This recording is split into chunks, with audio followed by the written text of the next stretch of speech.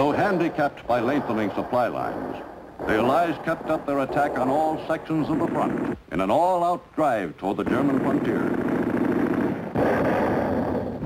The battle continued for weeks during the early autumn. Elements of Patton's Third Army advanced the Allied position a little closer to the German Siegfried Line as they crossed the Meuse River. We were certain that by continuing an unremitting offensive, we would, in spite of hardship and privation, gain additional advantages over the enemy. Specifically, we were convinced that this policy would result in shortening the war, and therefore in the saving of thousands of Allied lives. Consequently, the fall period was to become a memorable one because of a series of bitterly contested battles, usually conducted under the most trying conditions of weather and terrain.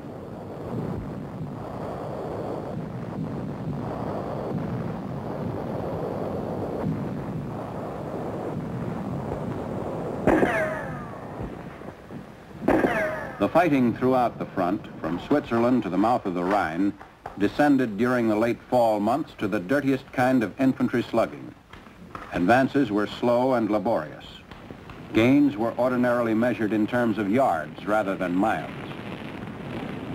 Operations became mainly a matter of endurance, stamina, and courage. Because of depletion of their infantry strength, divisions quickly exhausted themselves in action. Our offensive strength fell off markedly.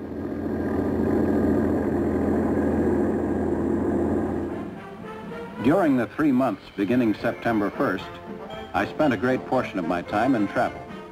I visited commanders in their own headquarters, kept personal touch with problems as they arose, and above all, gained a feel of the troops. All along the front, Allied planes kept up the attack on Nazi defensive positions.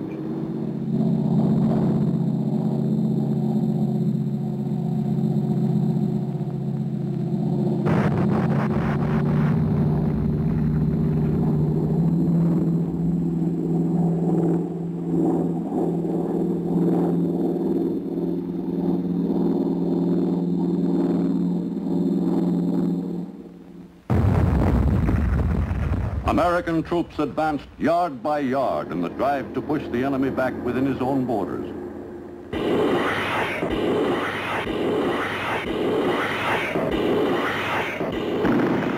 The French First Army led the attack on the Belfort Gap and breached it within a week. Its leading troops quickly reached the Rhine. This turned the flank of the German position in the Vosges Mountains and forced a general withdrawal. We were disposed along a line which, beginning in the north on the banks of the Rhine, stretched 500 miles southward to the border of Switzerland.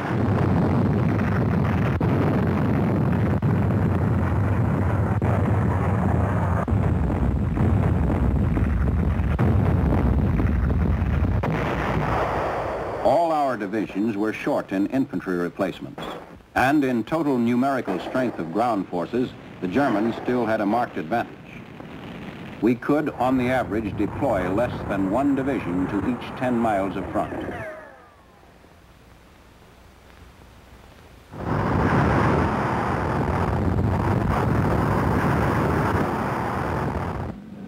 By October 1st, our aggregate strength on the continent was 54 divisions.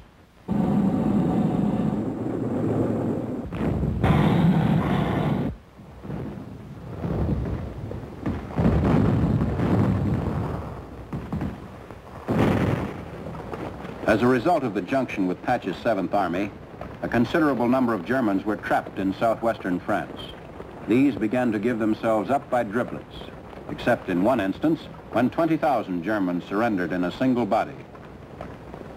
At Beaugency on September 17th, Nazi General Erich Elster had surrendered 20,000 German troops under his command, marking the end of the Nazi Army of Occupation in southern France. The mass surrender was made without the loss of a single Allied soldier's life. In the north, the Allies decided to drop 3 parachute divisions into German-held Holland in an operation ultimately designed to turn the Nazis' northern flank. The British 1st Airborne Division was to land farthest north, near Arnhem, while the Americans of the 82nd and 101st Airborne were dropping a bit farther south.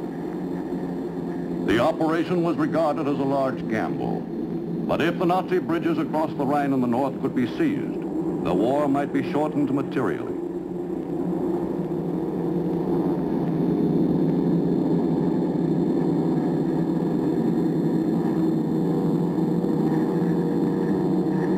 The drops were executed as planned. The first landings by the main airborne forces were made on September 17th and continued for several days following.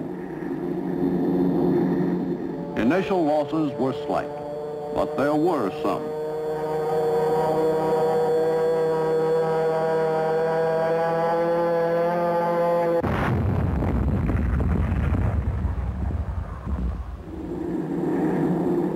In 2 weeks, more than 20,000 airborne troops had dropped into Holland.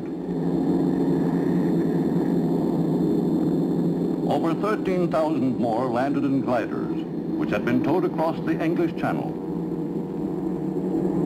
The attack began well, and unquestionably would have been successful, except for the intervention of bad weather. This prevented the adequate reinforcement of the northern spearhead, and resulted finally in the decimation of the British Airborne Division, and only a partial success in the entire operation. But the Allied airborne troops in Holland accomplished one important task. Of the bridges to be seized, one of the most vital was the Nijmegen Bridge over the Waal, a branch of the Rhine. British and American troops surprised the Nazi force guarding the bridge and captured the valuable prize before the defenders had a chance to set off the demolitions already prepared. Allied ground forces moved safely across and continued the attack. During the fall months, there was, as originally planned, much to be done operationally. In the north, besides capturing the approaches to Antwerp, it was desirable to make progress toward closing the Rhine, because it was from this region that our heaviest attacks would be launched in the crossing of that river. Winter conditions were now approaching, and Montgomery's advances were made over difficult country. Because of the extended front held by Montgomery's 21st Army Group, it was impossible at the moment to launch further strong offensives in that area. To the south of the British forces, the Americans also ran into trouble. The American First Army got involved in the Hurtgen Forest, the scene of one of the most bitterly contested battles of the entire campaign. The enemy had all the advantages of strong defensive country. The weather was abominable, and the German garrison was particularly stubborn.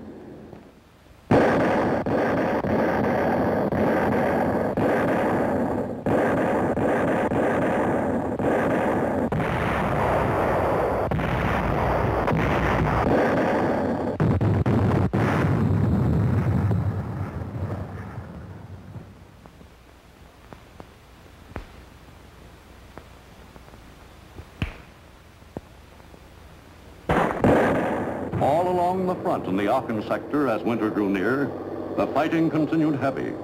But in the Hurtgen Forest, the battle was especially tough. After the battle, whenever veterans of the American 4th, 9th, and 28th Divisions referred to hard fighting, they did so in terms of comparison with the Battle of Hurtgen Forest, which they placed at the top of the list. Yankee doggedness had finally won. By mid-December, the Allies had penetrated the outer defenses of the Siegfried Line at several points. American troops were crossing the German frontier in preparation for the final phase of the war in Europe.